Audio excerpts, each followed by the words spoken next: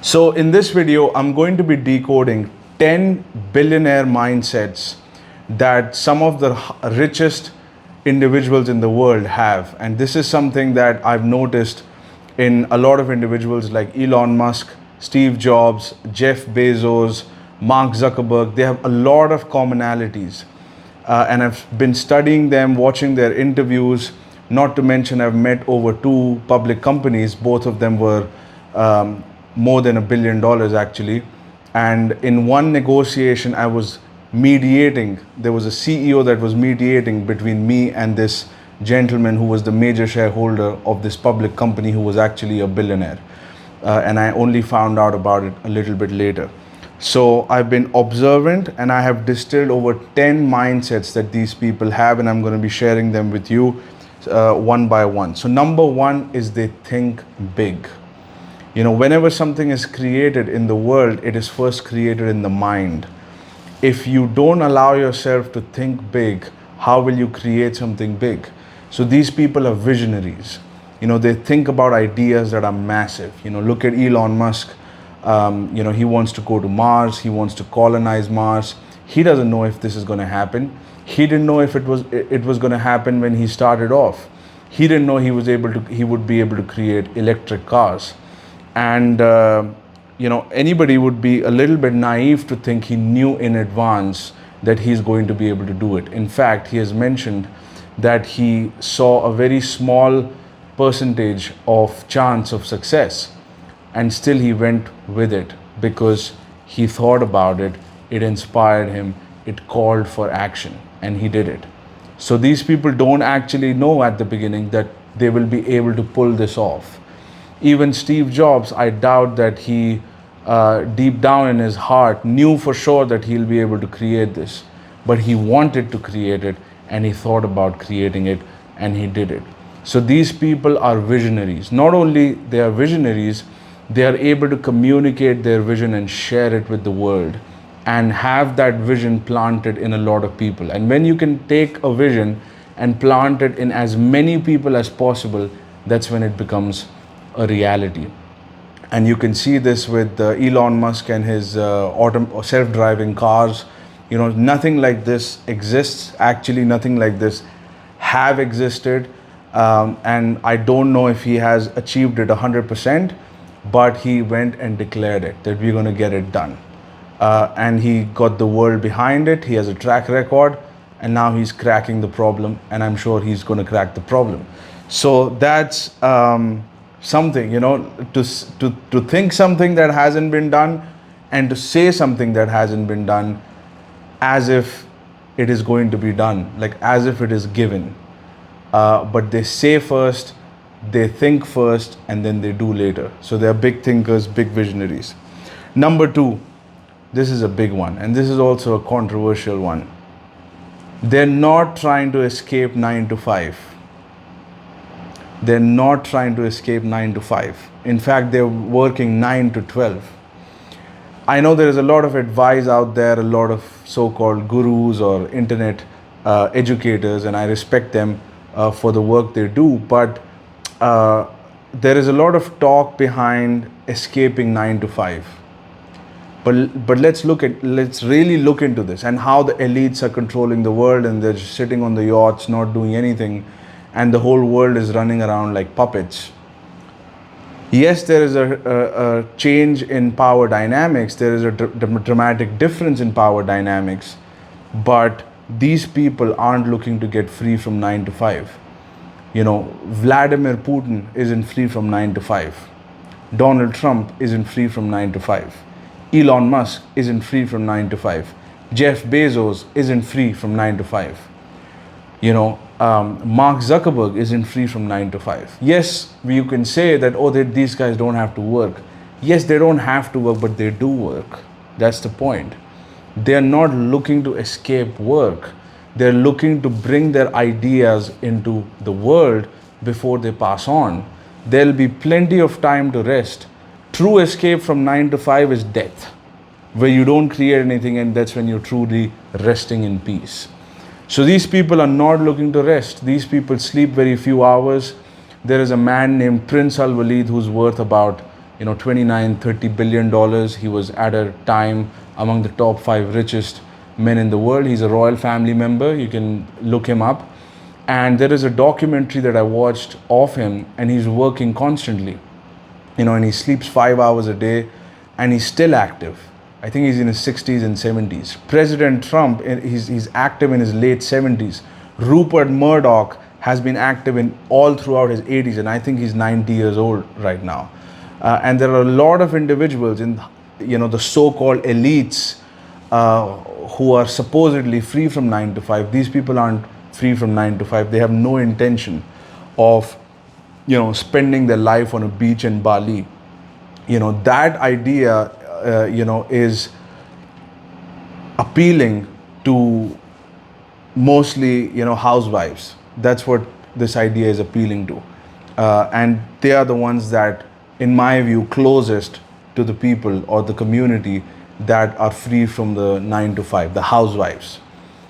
So if you want to be a housewife, then you can have this ambition of becoming free from 9 to 5, because you will realize when you leave the job, first of all, you may have, if you want to get into entrepreneurship, you may have to do two things, job and the business. And even if you leave the job, you'll see you're working full time at your business, especially if you want to create substantial wealth. So the top elites in the world, or top any performer in the world, didn't get there by not working. They work all the time, they obsess over it. These people are obsessed and committed to their vision.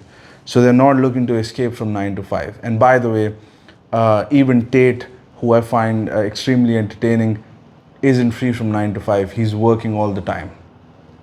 Okay, so just watch what they're doing, not just listen. So that's something that I wanted to put it out there. Number 3 is that they have high risk appetite. Risk is kind of a shield for competition. Nobody wants risk.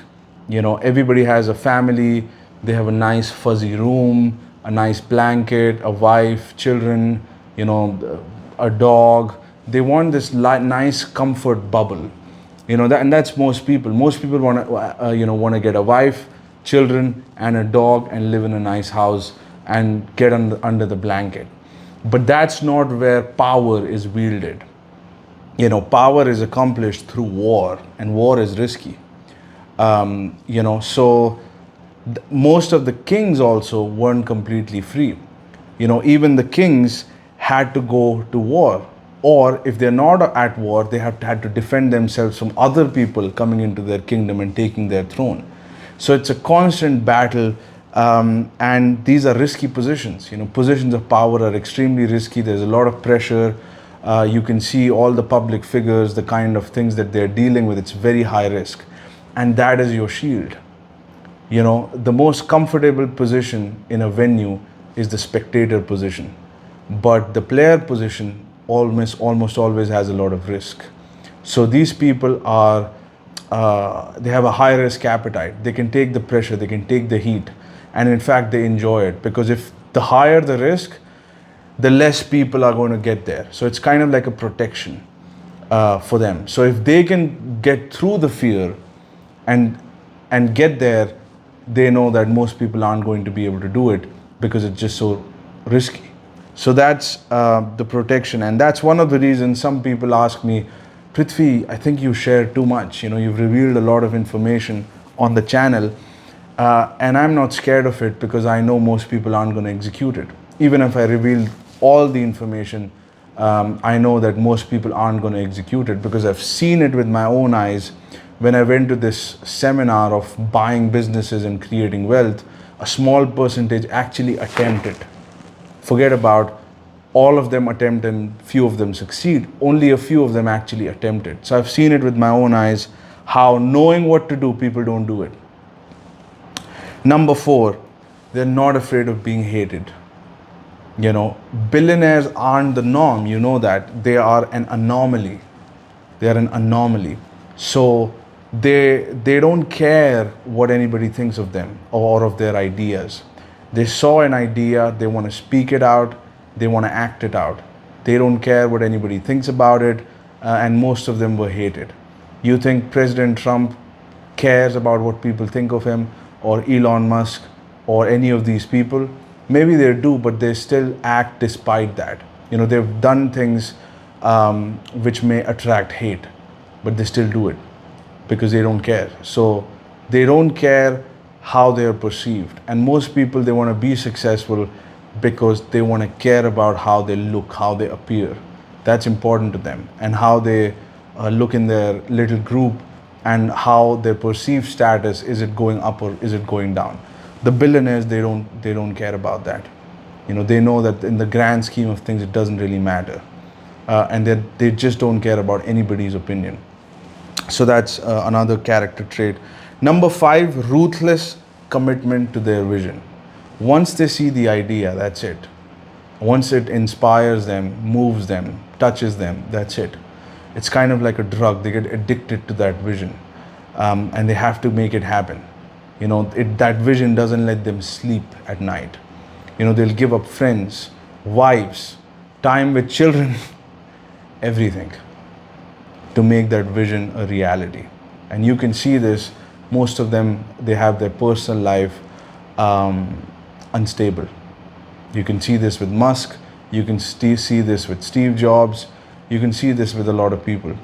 And even the ones that are able to maintain a stable image, Lord knows what's happening in their personal life in reality. So they're able to sacrifice everything for that vision, for that goal. So ruthless commitment to their vision, including employees that are not supporting them in making that vision a reality. They set up a vision of a company, they're all committed to it, but some employees just want to hang around at the cafeteria, they're not as committed. These people, the billionaires, they're not having it. They're going to fire these people, and you see them, they go into a company and they fire everybody who's not committed to the vision. And so they're ruthless. They have a ruthless commitment to their vision. Number 6, going against the convention and thinking out of the box. Again, being a billionaire is an anomaly. It's not the norm. So you have to be able to think out of the box. You have to be able to see patterns and break them and restructure things. To do that, you have to be able to kind of be snapped out of the system. And most of them have had problems in school because the school was trying to make them compliant with the whole system so that they can fit in, they can turn this child into somebody who fits with everybody, turn them into a sheep.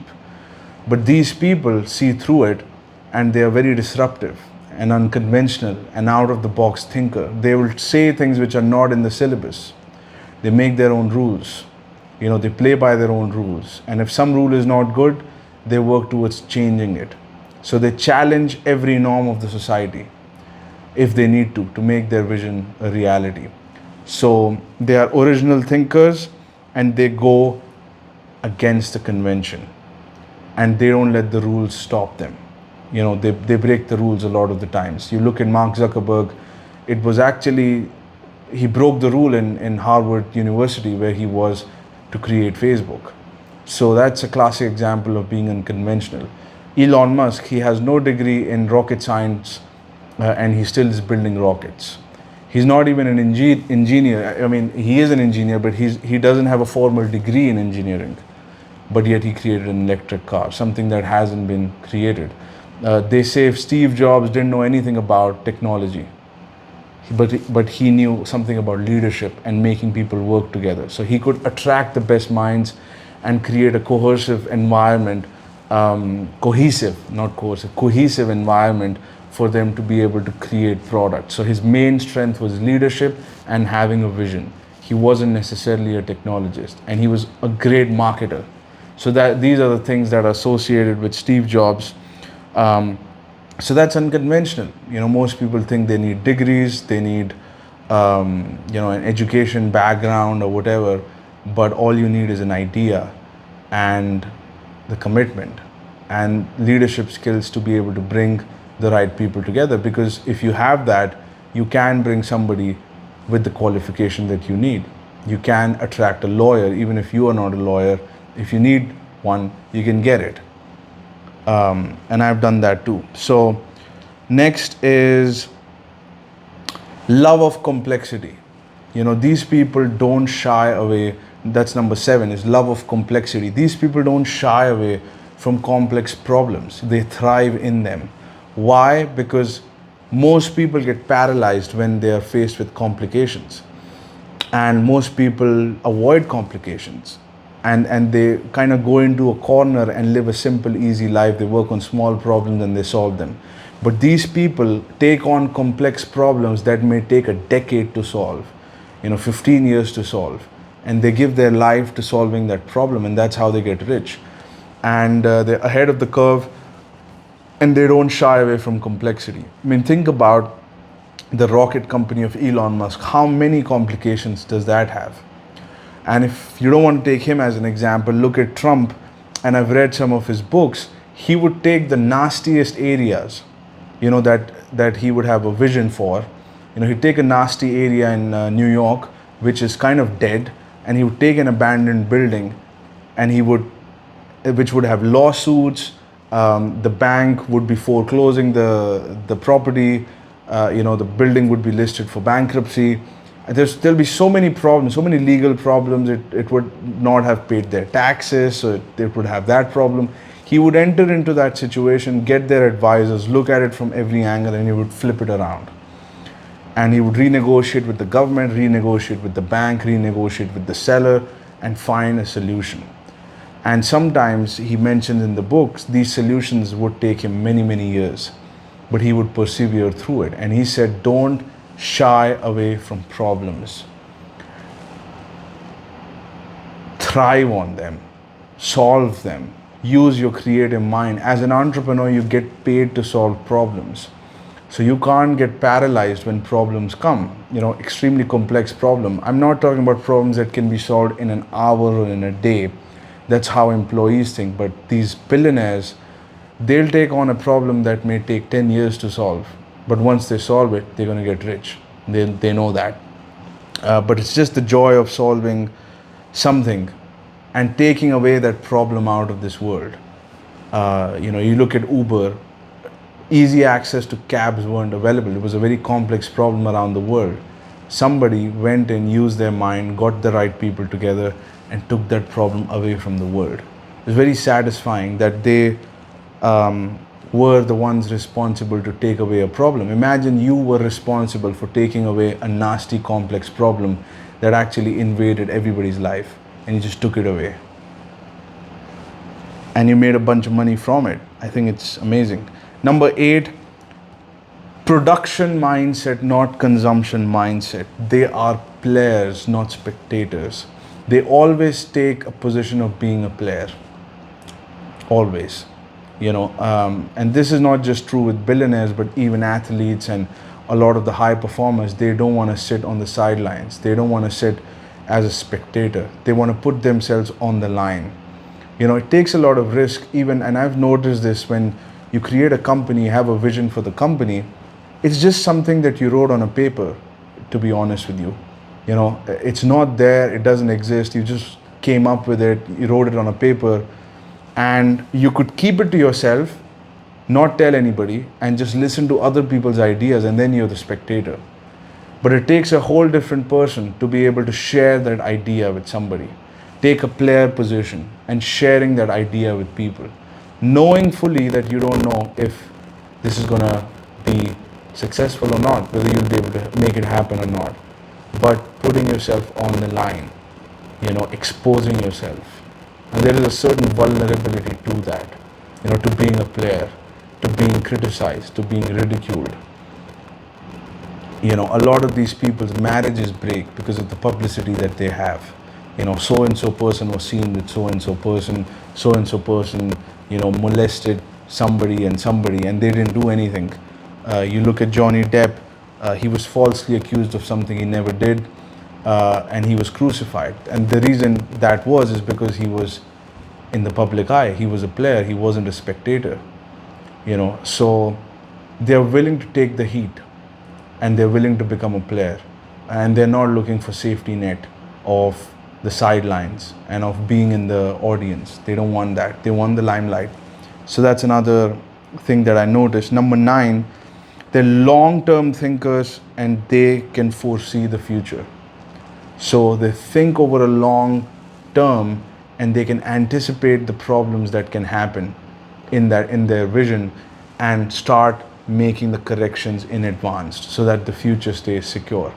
So this ability to have foresight, to be able to see in advance what may happen in the future. And this is something that Prime Minister Modi, although we're talking about billionaires right now, but even he mentioned that this is his secret to success, is he's able to anticipate what's going to happen, and how his position may be affected, and he's putting mechanisms in place to tackle that.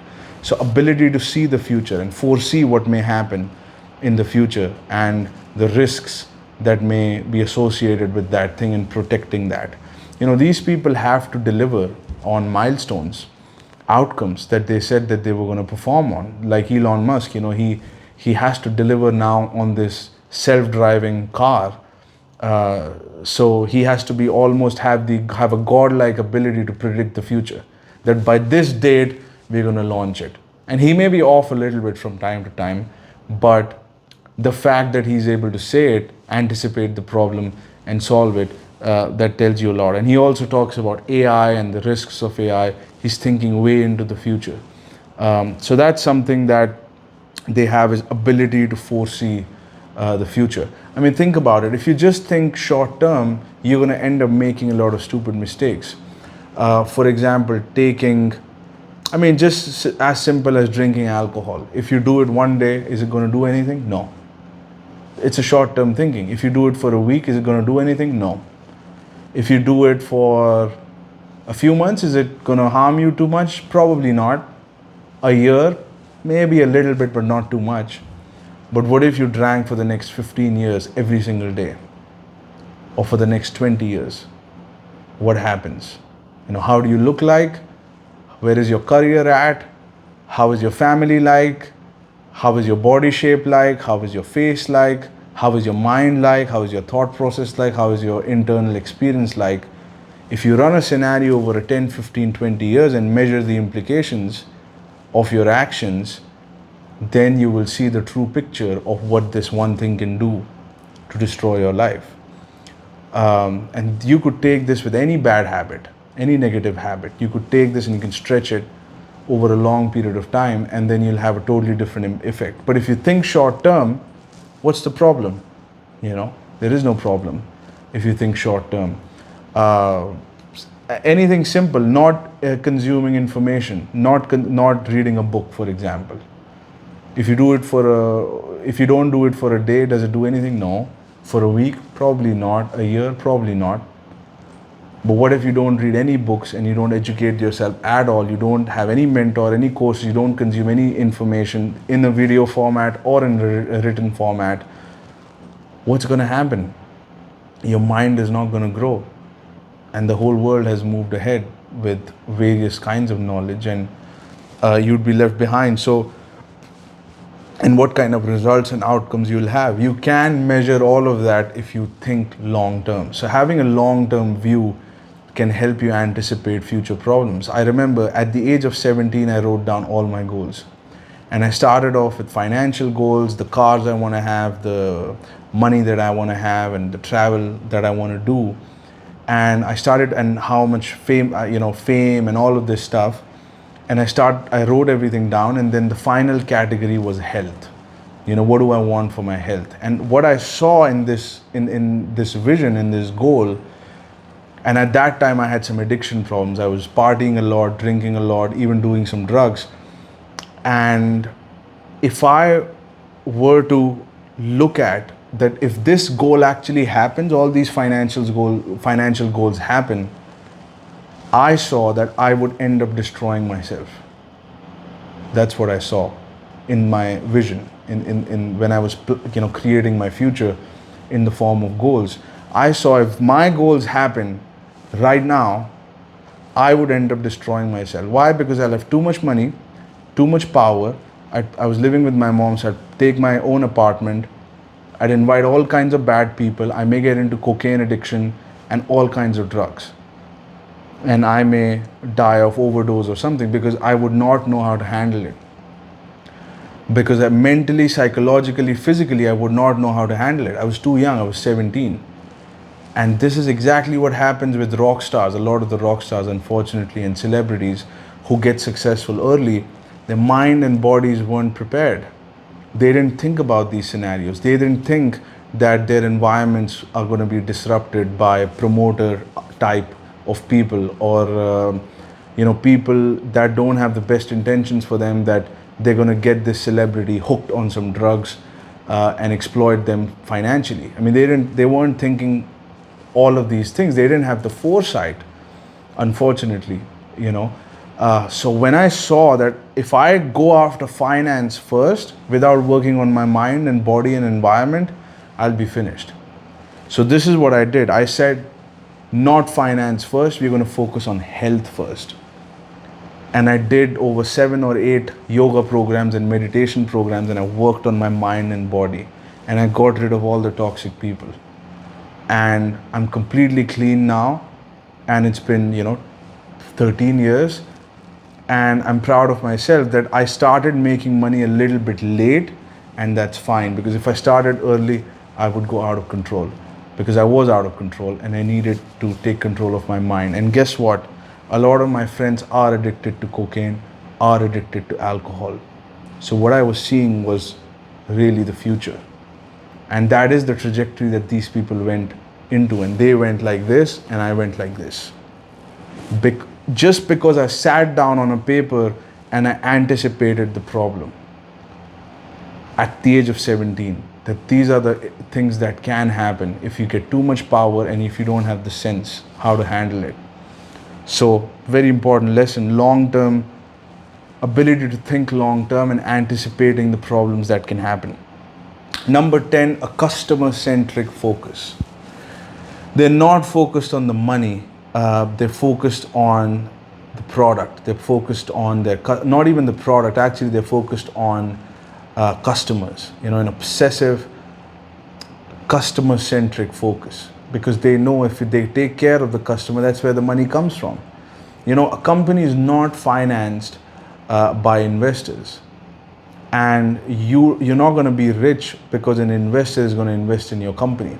You're going to get rich when you share products and services with large masses of people. So it's really the sales aspect of it that makes a person rich, because investor can invest, but you have to return the money back. Banks can give you the money, but you have to return the money back. Sales, the money that the customers give you in exchange for products, is the only money that you don't have to give back, and as long as you deliver the service. So they know that the source of wealth is the customer. It's not the investor and it's not the banks. The source of wealth is the customer. So they have to be able to please them. They have to be able to make them happy. As Don Draper says in Middlemen, advertising is about one thing: happiness. So they want to make their customers happy. So, Steve Jobs was obsessed about creating a product that will make the world happy, make the world enjoy the product, enjoy his creation. Elon Musk, how he obsessively focuses on design and various features and things in his car, is because he wants their customers to be really, really happy when they sit in Tesla, or if they have low expense in terms of refueling or recharging. They're going to save money, and that's going to make their customers happy. If the car looks nice and can do cool things, that's going to make their customers happy. So if they can keep doing that, the customers would get happy and share it with other people, because they want to share their happiness and give it to the people around them, and the product will start to have this viral effect. Facebook is another product which Zuck came up with, that connected so many people. All your network, your phone book, and what your friends and family are doing, you can find that out. That thing didn't exist before, and it makes you happy to be around your people, to know where they are, what they're doing. It's gone a little bit out of control, but it's still a good thing, fundamentally. So it's a technology, it's powerful. Maybe we are just grappling how to deal with it. I'm sure we'll come to a level where it balances out, I hope. But nonetheless, it has been extremely valuable. I value it immensely. Having the ability to build networks, bring people into your network that didn't exist. LinkedIn is another example. So again, these are great products, and these products are customer centric, and the owners of these products are billionaires because they were customer centric and they created beautiful products that transform the world. So being customer centric, because that's what your company stands for, that's what your project stands for, is to solve a complex problem for a large group of people, and they pay you for solving that problem. So to do that, you have to put them first. You have to be able to think about them. You have to be able to really position yourself in their shoes and be able to think like them and be able to live the life that they're living, and seeing where the areas of problems are and how can you solve it. And that's being customer centric. So they have whole teams of people that are dedicated to doing it. And another technique that Jeff Bezos shared, and this is extremely powerful, is that they would get a list of all the emails that they got of complaints, and they would sit at the meeting and they would read every single one out loudly. And these were all the problems with the product Amazon. These were all the problems that the customers were facing about Amazon. And Jeff Bezos, the founder himself, sat down and we were like, you know what, we're going to listen to every single one of them, and we're going to make a list, categorize them, and solve it one after the other. We're going to make the packaging better, the user experience better, everything better. And of course, the customer complaints go down. There is a mechanism to solve it, and that's how you have a very addictive product that everybody wants to use and makes them happy and they want to share it. So those are the 10 mindsets that billionaires have. I hope you found the video valuable. If you did, hit that subscribe button, and I will talk to you soon.